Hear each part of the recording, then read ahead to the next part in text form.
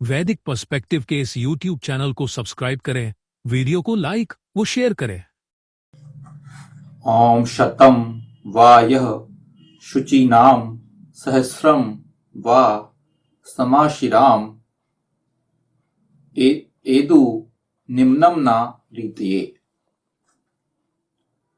जो सैकड़ों अथवा सहस्रों पवित्र सम्यक आश्रयों वाला है, पवित्र दुग्धयुक्त उत्तम पकवानों का है, निश्चय ही सुनता है झुके हुए के समान।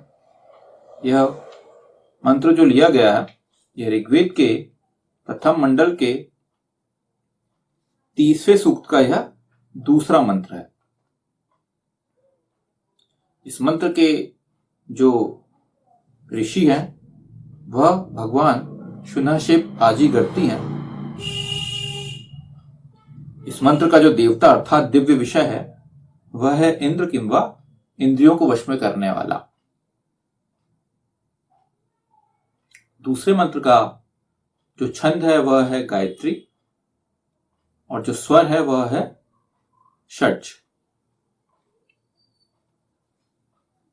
30वां सूक्त यहां से हमारा स्टार्ट हो चुका है पिछले मंत्र से। ये दूसरा मंत्र है और जिस बारे में विशेष तौर पे बात की जा रही है, जोर दिया जा रहा है, वह है इंद्र पे। तो इंद्र से रिलेटेड ही, इंद्र मतलब क्या? जो इंसान, ऐसा इंसान जिसकी इंद्रियां उसके वश में है। मतलब एक ऐसा इंसान जो इंद्रिय प्रवाह में ग्रस्त नहीं हो जाता। मतलब जैसा उसकी इंद्रियां चाहती हैं वैसा वो नहीं करता, वो अपनी इंद्रियों को कंट्रोल करने वाला रहता है। मतलब वो जो डिसाइड करेगा उसके हिसाब से उसकी इंद्रियां व्यवहार करेंगी, ना कि उसकी इंद्रियां डिसाइड करेंगी कि उसको क्या व्यवहार करना है। ये एक एक्चुअल में मेन डिफरेंस रहता है। हम अपने जीवन में अगर इंद्र बन जाएं तो आप पाएंगे अपने जीवन में ऑटोमेटिकली आप 100 में से 90-99 प्रॉब्लम्स को आप ऐसे ही ऑटोमेटिकली सॉल्व कर सकते हो। क्योंकि हम गड़बड़ यही करते हैं कि हमारी इंद्रियां हमारे वश में नहीं रहती, हमारे कंट्रोल में नहीं रहती। हमारा मुंह हमारे कंट्रोल में नहीं है, हमारी आंखें हमारे कंट्रोल में नहीं है, हमारे हाथ पैर हमारे कंट्रोल में नहीं है। मुंह मतलब क्या? हम जो हमें नहीं खाना चाहिए हम शायद वो खा लेते हैं। जो हमें नहीं बोलना चाहिए, ऐसी परिस्थिति में हमने कहीं कुछ भी अपशब्दों का यूज कर लिया, कहीं भी कुछ भी बोल दिया, गुस्सा वाले हो गए, गुस्सा कर दिए। जहां नहीं जाना चाहिए था, ऐसी स्थिति में कहीं जाना नहीं चाहिए, वहीं हम चले गए।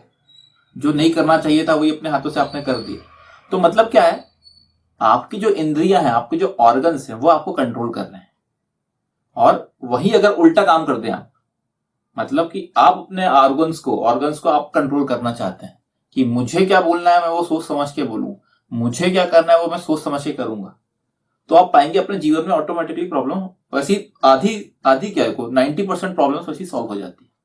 यही रीजन है कि वेद में सबसे ज्यादा यूज किया जाने वाला जो शब्द है वह इंद्र है। वो इसलिए है क्योंकि अगर आप अपने आप पे कंट्रोल कर पाएंगे, इंद्र बन पाएंगे, तो आप पाएंगे कि आप ऑलमोस्ट आधा तो आप वेद पे आसन कर लेंगे। क्योंकि वेद पे आसन करने में क्या है, वेद में बोला ही इंद्र के बारे में गया सबसे ज्यादा। वेद में इतना ज्यादा बोला गया कि इंद्र इंद्र सुन सुन के आपको लगा यार इतना ज्यादा क्यों बोला गया? वो इसलिए बोला गया है क्योंकि आपका जो पूरा जीवन है वह आपके इंद्र होने पर डिपेंड करता है। अगर आप इंद्र हैं तो आपका जीवन अच्छा रहेगा, इंद्र नहीं तो ऑटोमेटिकली आपका जीवन वो नहीं हो पाएगा जैसा वेद बनाना चाहता है। तो उसके लिए यहां पे इस सूक्त में भी इंद्र की बात चल रही है। जो सैकड़ों अथवा सहस्रों पवित्र सम्यक आश्रयों वाला है, यह शतम व सहस्रम व इंद्रियों को वश में करने वाला, सैकड़ों सहस्रों पवित्र सम्यक आश्रयों वाला है।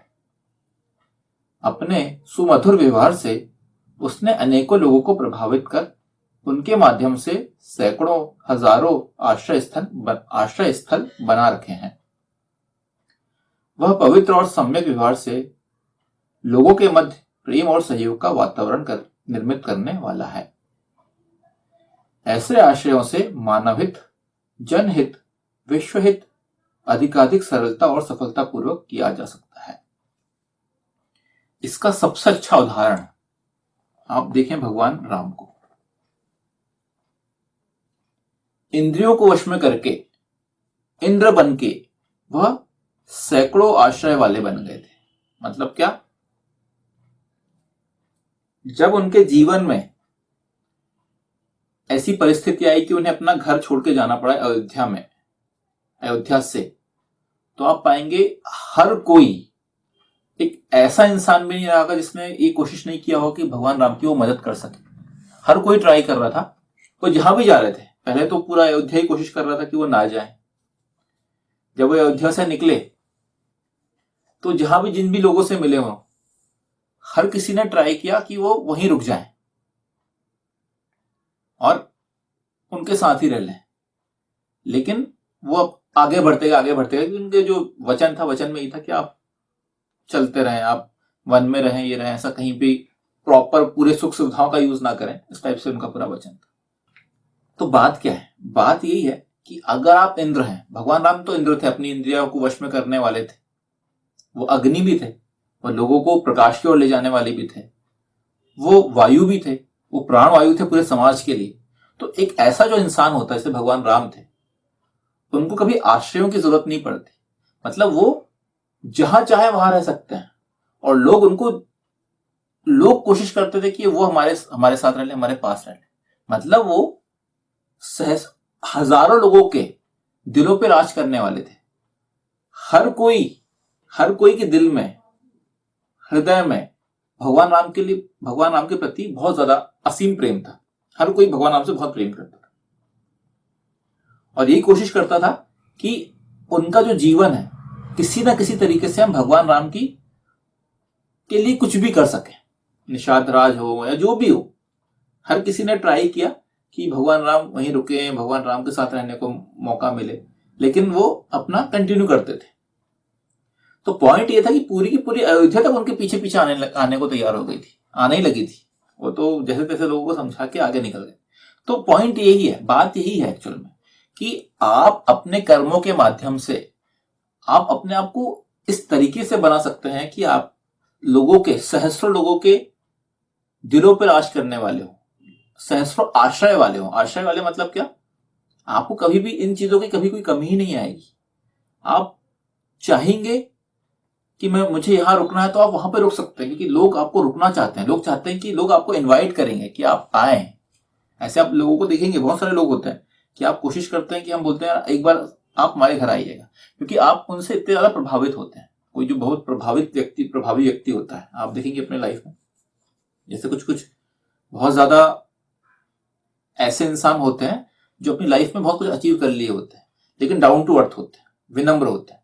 ऐसे लोगों से आप पाएंगे बहुत सारे ऐसे ऋषि मुनि भी होते हैं। आज की डेट में भी ऐसे ऋषि मुनि वगैरह हैं जो कि किसी ना किसी धर्म के काम से जुड़े हुए रहते हैं।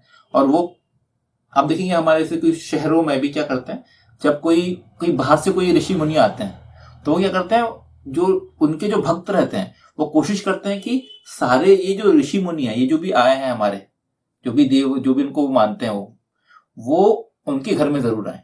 आप देखेंगे श्री श्री रविशंकर जो है, ऐसे बहुत सारे हैं। मैं तो नाम लेना नहीं चाहते किसी का स्पेसिफिकली, कोई भी छोटे बड़े कोई भी लोग हों जो इन्होंने अपने समाज में अपने आप को एक स्थान बनाया है अपने धर्म के काम से। आप पाएंगे वो कहीं पे भी अगर घूमने जाते हैं, फॉर एग्जाम्पल किसी छोटे से शहर में भी आए, तो उनके जो फॉलोअर्स होते हैं वो उन्हें अपने घर में बुलाते हैं। वो कोशिश करते हैं कि हमारे घर में आए। वो लोगों के घर में जाते भी हैं, लोगों के घर में जाते हैं, रुकते हैं वहां पे, थोड़ा रुकेंगे, किसी और के घर में गए, थोड़ा भले रुके नहीं तो 1 घंटे उनके साथ व्यतीत करें। ऐसे वाले रहते हैं लोग। क्यों? क्योंकि इनमें आश्रय की कमी नहीं है, ये जहां चाहे वहां रुक सकते हैं, लेकिन इन्हें लोग चाहते हैं कि लोग वहां पे आए, लोग चाहते हैं कि वो उनके घर में आए। तो आपको आपके कर्मों के माध्यम से, अपने इंद्र होने के माध्यम से आप पाएंगे कि आप इस चीज को अचीव कर सकते हैं। तो इंद्र की यहां पे विशेषता बतलाई गई। और जो यहां पे बोला गया है शुचिनाम समाशिराम, इसके एक्चुअल में 2 मतलब निकलते हैं कि पवित्र सम्यक आश्रय वाला, या फिर दूसरा है कि पवित्र दुग्धयुक्त उत्तम पकवानों का। तो अभी हम दूसरे वाले के बारे में बात करेंगे। पवित्र दुग्धयुक्त उत्तम पकवानों का है